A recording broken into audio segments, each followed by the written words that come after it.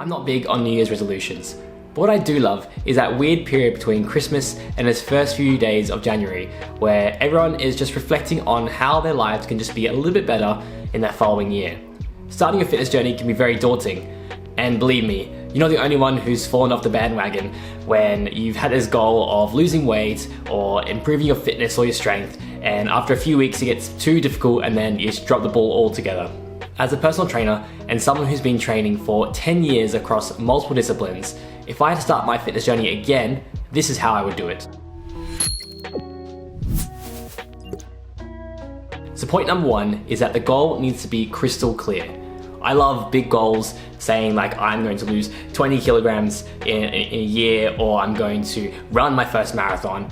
All that's really great, but what doesn't really motivate you to get started right now or know what to do at the very least. So having a 12 or an 18-month goal, which I actually prefer, is a really good starting point, but you need to break that down into, say, a 3-month goal. What can I do right now, and what are the little habits I can do every day or every week for the next 90 days to get to that point closer to the direction I want to be going to? So let's take the goal of running a marathon.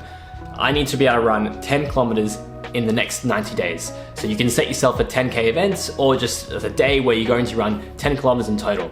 Great, that's a lot more realistic and more achievable. You can see yourself doing in 90 days.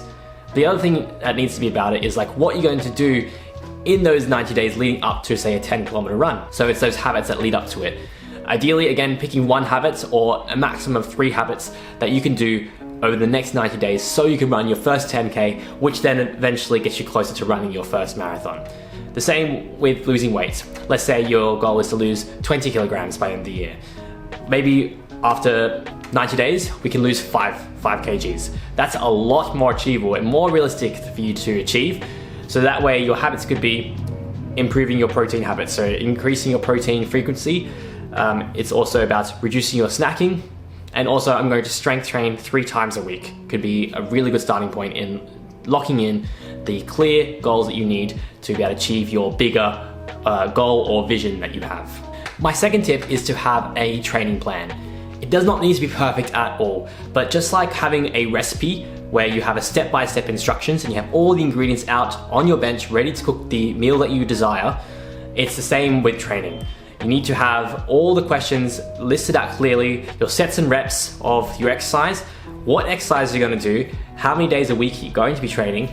That is just a very simple overview of what you can do for a training plan.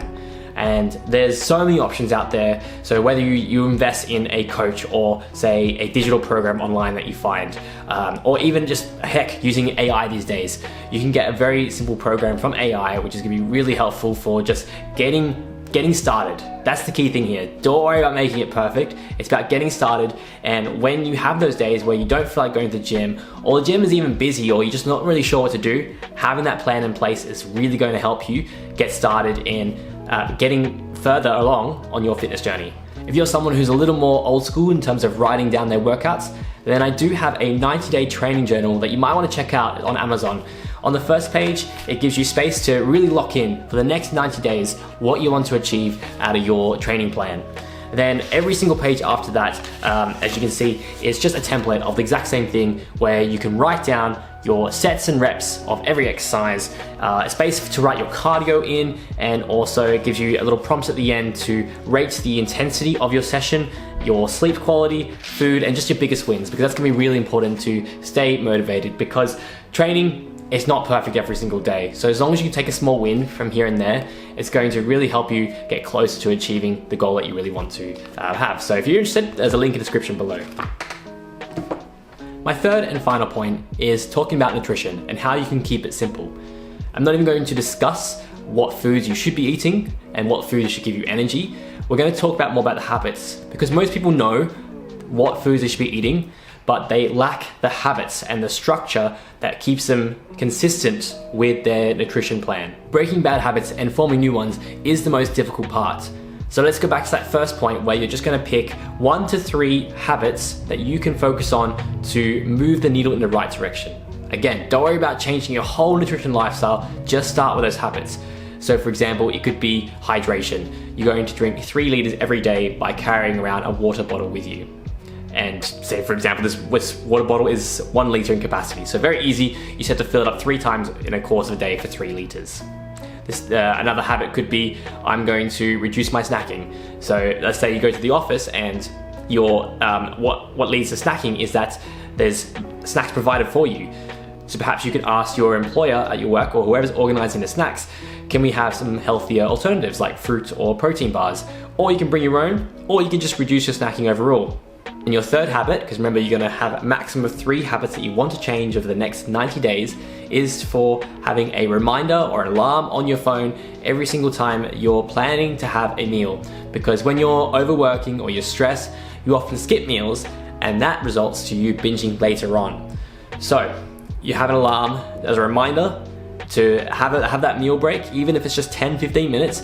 That way you're staying consistent with your meal timings and you're not overindulging and having too many calories or poor choices of nutrients later on. So if I had to start my fitness journey in 2026, those are the 3 things that I would work towards over the entire year, but at least starting those 90 days. And once I am very happy with and comfortable with the habits that I've made and the progress I'm making, then I can start to tweak things and change things over the next few months following on.